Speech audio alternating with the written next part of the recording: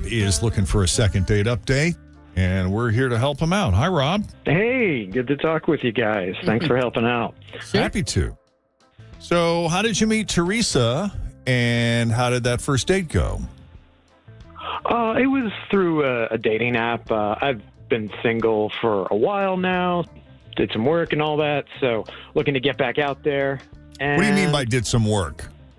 Oh, just take some time for me, like I got back into the gym and, just focused on my career and stuff and just kind of chilling out for a bit. That's Did you great. come out of a bad relationship? Was this a long-term ugly situation and you needed to find yourself again before you started dating, or you just decided to take a little break?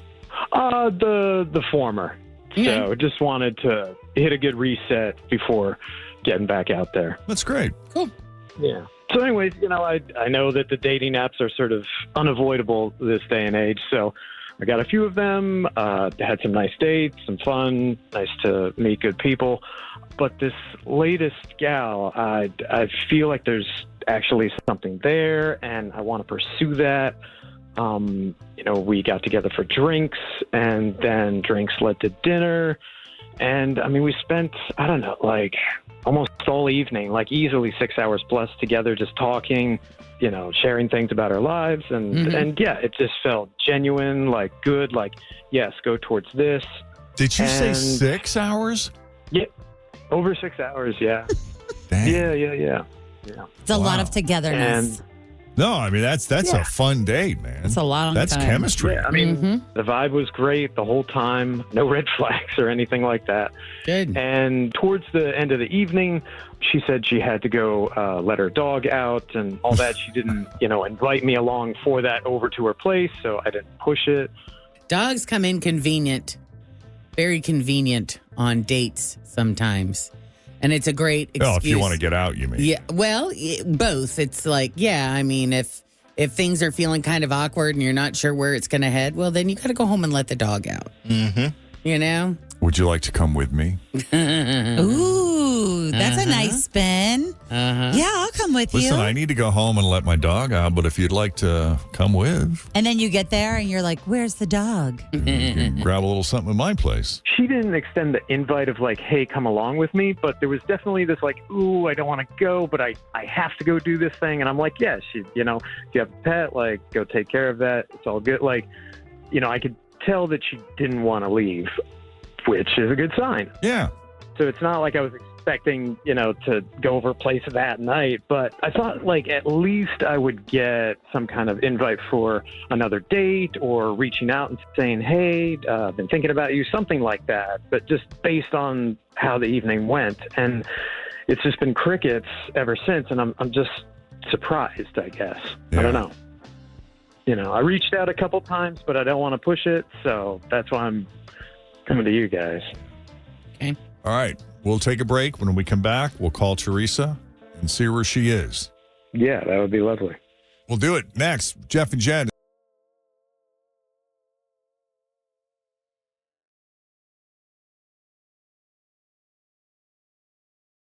He felt ready, jumped right into the scene on the dating apps, and went on a few dates that I guess were okay. Had some fun meeting people. And then he met Teresa.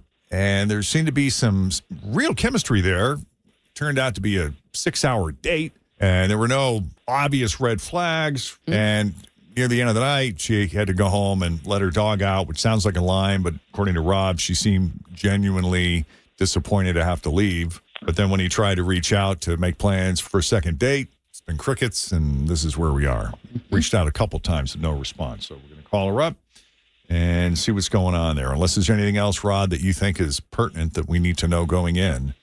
I have like gone through the whole evening many times, and I can see nothing that would give her the ick. All right, let's give her a ring.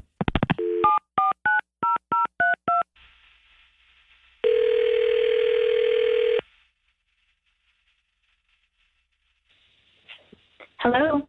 Hi, is this Teresa? Yes, this is. Who's this? Jeff, Jenn, Fritch, and Tim at Q102. Hi. Good morning. Jeff and Jenn? From Q102. Yep.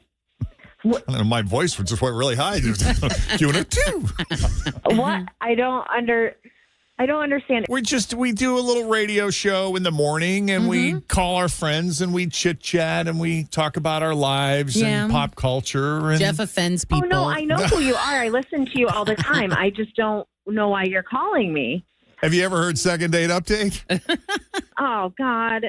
Oh, what? I don't want to be the second date update. I don't want to be the second date update. I don't want to. Oh, you guys, this is. Well, we can put this to bed right now. Let me just say, we got a call from Rob, who you did spend 6 hours with him. You could have left any time. I know. You guys, I really liked him. Everything was amazing. Oh, my God. But I almost took him home with me. You almost took him home with you? Yeah, we had such a good time. Conversation was perfect. We were both funny and making each other laugh, and there was all this chemistry. It was one of the best dates I had been on in a long time. And then he told the Cheetos joke. that did it. Dumb joke. What happened? I'm kidding. Go ahead.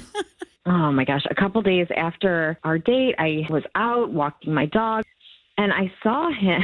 I saw him from across the street sitting at this bar, in a window, right? And he was with a group of people, and oh my gosh, I'm so embarrassed. He was wearing a priest's collar. He's wearing a priest collar. So he's a priest. He's a priest? He went on a date with you one night. And you almost took him home.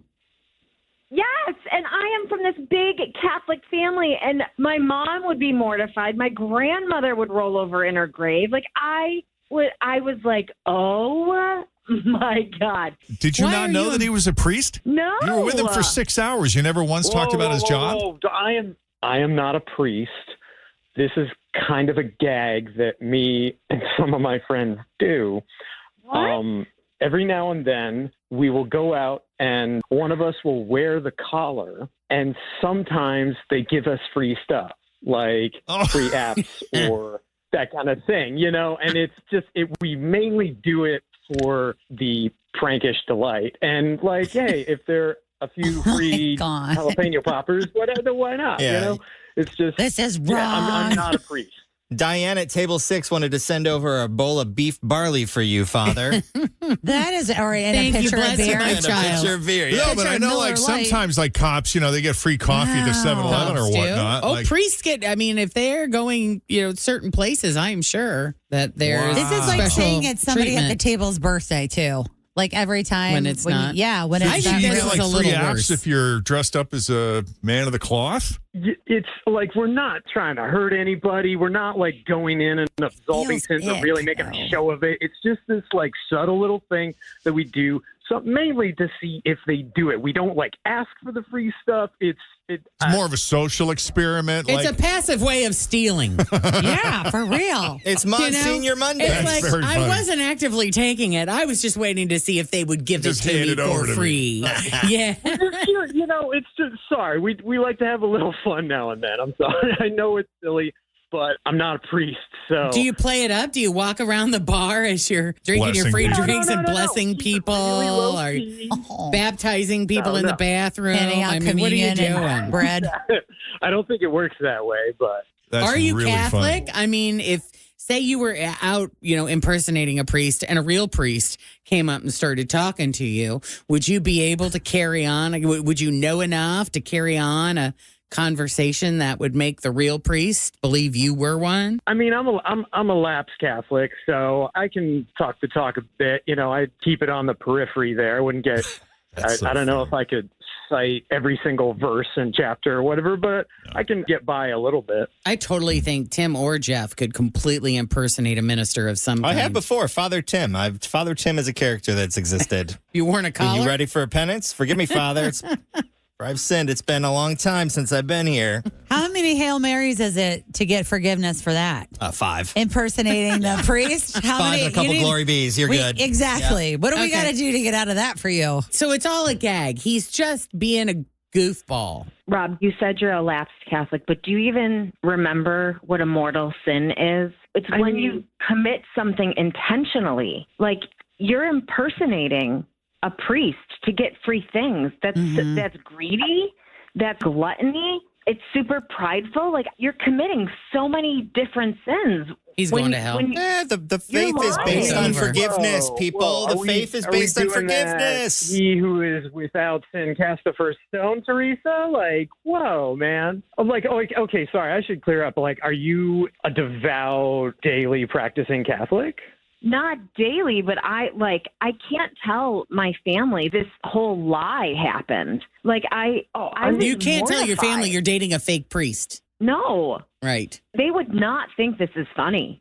They would like They'd be mortified. Well, the only Catholic in the room thinks it's hilarious. Yeah, I mean, I really hope you can see the relative innocence, and this is mainly meant for a little silly fun. I mean, how do you feel about people who dress up as priests or pregnant nuns for Halloween?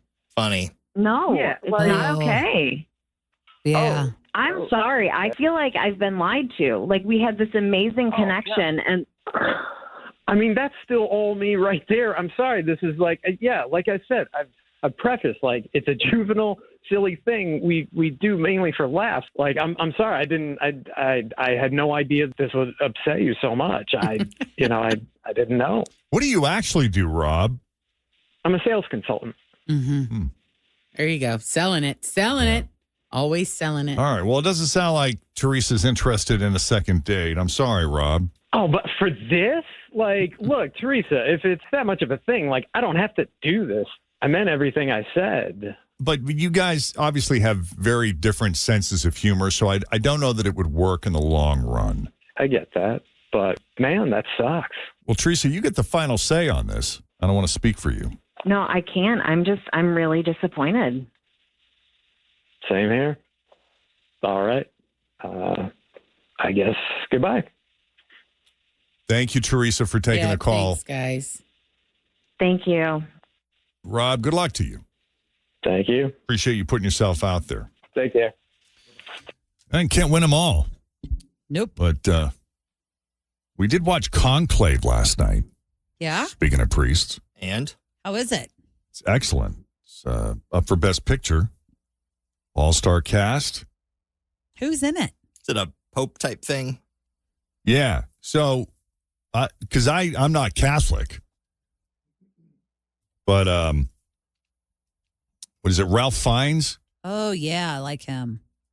Stanley Tucci's in it. Isabella Rossellini. A couple of other, I can't think of the other guy's name, but yeah, the cardinal, Ralph Fiennes plays a cardinal who participates in the selection of a new pope, and anyone who's Catholic knows that is one of the most secretive, ancient events that takes place within the Catholic religion. Yeah, you don't know the answer till the smoke comes out. Right. And so you've got, some of the most powerful religious leaders all concentrated in the halls of the Vatican. And they're having to select a new pope because the pope has died, and it turns into a thriller, a mystery thriller. And it was engaging from jump. Yeah, that's Ooh. up So- this right up my alley. Good suggestion, I Jeff. think you'll like it. And truth be told, full disclosure, I did fall asleep. Not the because end. it was boring, but I was just...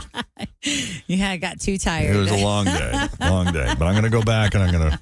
Finish it up. So you Well, don't I know- kind of fell asleep. Like I've got about like 15 or 20 minutes of a gap there that I missed. So you know how So it ends. I but do you know don't how it ends. Jeff, every Catholic does that at some point during a 60-minute mass. So you're fine. You blink the eyes, you do the head nod, you catch yourself. Right. Yeah, so, Oh, you yeah, had so the it's full- just like being in mass. you had Yes. the full experience. Yeah, you're good. You wake up to go get communion. You're like, wow, that was quick. really was. And I don't know. I haven't looked into it, but I mean, it looked, in terms of the cinematography, visually it was spectacular. I mean, just beautiful. If you've ever, our last trip to Italy, we got this private tour where, they took us through the Vatican and we got access to certain parts of the Vatican that I guess are not typically open to the public. And Again, I'm not even Catholic, but it was just an awe-inspiring place. Oh, for sure. I'm sure when you walk in, though, just the feeling. Right. And it was just cool. There would be that moment where Chris and I would look at each other and we'd be like, we've been in that room. That's crazy. You think they just reproduce it? Like, is that a soundstage or do they really shoot it there?